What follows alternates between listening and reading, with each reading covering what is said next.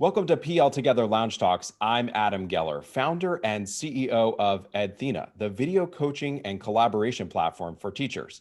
Today, we're talking with Doug Fisher. He's a literacy and leadership expert, and he's got a new book out along with some collaborators, Nancy Fry and John Hattie, that might sound useful given what we're all going through. It's called The Distance Learning Playbook.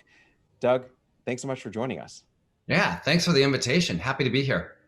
Well, we talked a little bit so far about how teachers can think about redesigning instruction or kind of restructuring it. But, let's talk about who we're all here for, which is the students, and how we adjust what we're doing to support them.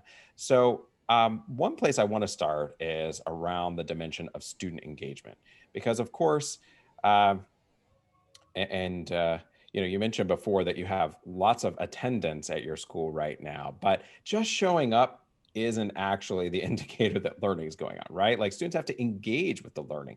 So lots of teachers are struggling. I don't get to see my students. I don't get to be with my students. How can we start to build back on that student engagement piece so that actual learning does happen? Awesome.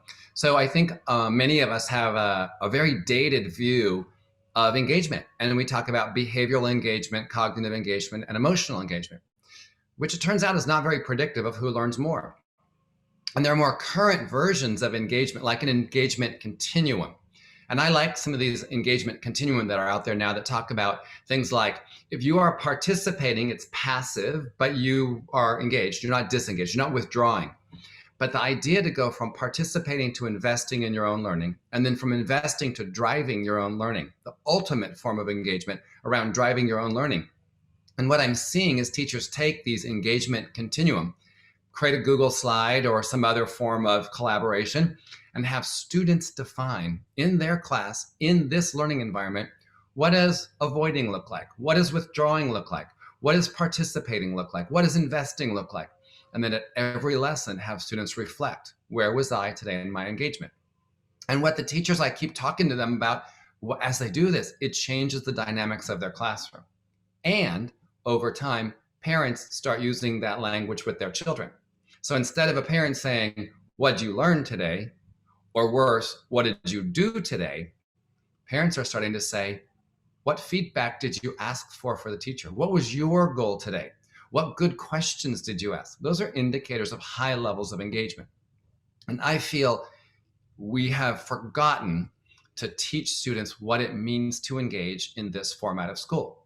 And every time we change the format of school, so if we go blended, if we go simultaneous, hybrid, high flex, whatever the format of school is, we need to remind students what engagement looks like in this format. So I see some people, halftime A/B schedules coming back. And students have to learn that physically in school, 6 feet apart, masks on, this is what engagement looks like. At home, learning on your computer, this is what engagement looks like. And I think we just jumped to an assumption that students knew what it meant to engage. When we interview students, their perception by and large is compliance. It's all compliance. So we had to teach engagement. It's funny that you mentioned compliance right there at the end, because I was thinking about how, the education system, the structures of education really are around kind of conflating being present for the purposes of all the operational needs of school and how funding works. So that kind of compliance need with presence is being engaged. And it's funny because the definition you gave really creates an opportunity to have a productive conversation with a student about student engagement and how they're driving their own learning, even if they're a student who maybe they have other limitations and they can't come to in-person class or online class. So in some ways, it's a more inclusive way of thinking about engagement for students. The other thing that you mentioned, which I maybe is like the power tip here and the really actionable thing for a teacher and a school leader to kind of start doing is, it sounds like you should be talking about what engagement means when you have those parent conversations and parent conferences, because there's a quite subtle but important piece there, which is you need that question to start showing up at home as well. That's right. And how much parents are looking for a role. And what we see a lot is overhelping. parents intend to do well and they tell their kid answers, they do the work for them. So they're looking for a role. So if we can get parents convinced, your job is to make sure the kid's doing the practice. Your job is to ask your child about the learning environment and are they driving their learning? Are they seeking feedback? Are they monitoring their own progress? Are they setting goals? Those kinds of things. If we could shift some of those parent roles, I think it could really leverage some deeper learning with our students.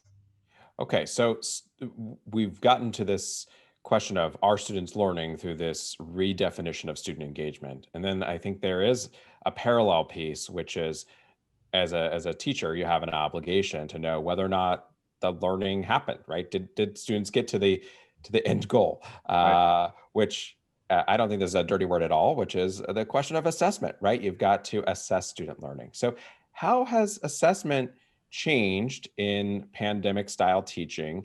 And maybe what are some of the new positive opportunities of the new ways we could be assessing?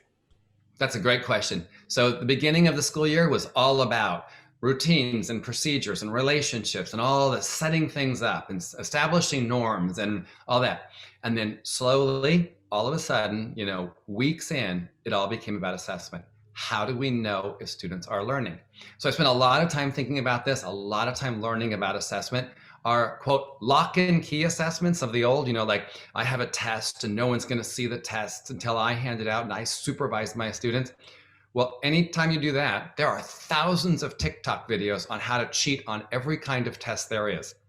A proctored live exam, thousands. There's just, you want to have a test on a learning management system, here's how to cheat. So we have to think of new ways. So I'll start off with some very simple ways, these universal responses, the things that we've been doing as teachers for decades that we kind of forgot. We have to bring back response cards, having kids hold up their work, whether it's in calculus or when they're 5. I call it waterfall chat. We've been doing this about 10 weeks now. It's amazing to watch. So instead of the live chat where students respond in real time and the first 4 or 5 students respond and everybody else is waiting, and then they just copy what someone said, paste it in the chat, and the teacher thinks they participated. Instead, you ask them a question, you give them thinking time, processing time, typing time, but nobody sends until you say waterfall, and then literally it just flows words in the chat. So it's more inclusive. And students say that feels so much safer because their response is nested in a whole bunch of other responses. And then we have students go back and read. They look at the peers' responses, and they, a question might be, what's one that surprised you? What's one that resonated with you? What's one you hadn't thought about? Copy that one, put it in the chat, and type a little why that resonated, why that struck you, why that was a surprise to you. They really like doing that. It's a good assessment as well, because if you save your chat, and when this waterfall started and stopped, you can see who participated and what they said. The other one that I'm super enamored with is teach back. We are seeing all kinds of assessments where students are teaching back to their siblings, to their parents, to their grandparents, to the class, to a breakout room, that the responsibility when you learn something is to teach it to someone else. And that is a great assessment, because what a child chooses to teach back shows stuck. It also identifies errors and misconceptions of where to go next. So I'm seeing all kinds of teach back. It's probably our most common form of assessment right now. Over time, I'd like to push us to self-assessment. I believe students are the owners of their data. Students should be learning how to self-assess and monitor. Teachers become validators and challengers. So in your self-assessment, I agree with you here, I agree with you here, I want to question you here. So we are not the arbiters. We're not the judges of whether or not you learn something. You are. My role is to validate that or challenge you on it. And if we could shift that and make that a norm in school, no matter what school looks like in the future, where students own their data and students are given tools to self-assess, how powerful could that be? One thing I should call out here before we talk about those student engagement ideas, which that was a bounty of good ideas, by the way. Uh, you have some phrasing here where you say we or I or things I'm really liking. And, just so everybody knows who's listening to this, that's because you're still teaching. You're a classroom teacher, in addition to a scholar who writes books that people read and know. Like, you are someone who's teaching K-12 students right now, right? Yeah, I think that's for me, that's part of the role that I don't want to give up. I want to be around the energy of a school. I want to be around teachers and students and principals. I want to be still in that lab. That's my learning space personally. Well, I think it's helpful context because it means that the ideas that you were just sharing, which were kind of really awesome, and if people haven't, like, I hadn't necessarily heard those before, I suspect, well, I know I'm going to be turning around and sharing them with some teachers I know that are teaching right now, but they can know it wasn't dreamed up in a back room. This is real Right. stuff that's really being tried out. So I think you put kind of the hammer to the nail there, which I was thinking about when you were talking about assessment, which was kind of, here are some novel ways to think about student assessment. First of all, it was that kind of hard shift away from prioritizing the like big one moment at the end. I think you probably struck some fear in some educators' hearts when you started talking about TikTok videos. You were like, oh, I don't want to know. I don't want to have to know, right? But there were these other ways to creatively assess along the way, Mhm. is what I was hearing. And then I was also thinking about that, which is like, okay, well, the pandemic's going to end. We're going to go back to classrooms. We need to be thinking about how do we continue these types of things going forward. And so I was just thinking about like, okay, you go back to a classroom. How could you do waterfall chat in a classroom?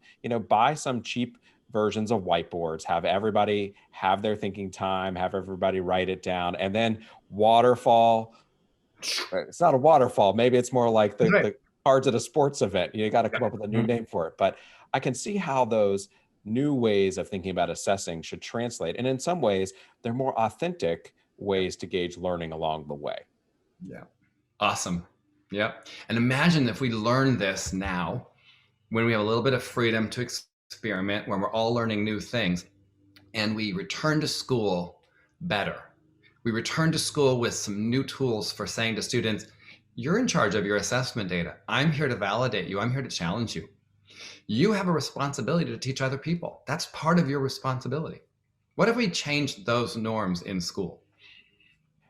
Potentially the first time in one of these interviews, someone's positioned the pandemic from a truly asset-based perspective.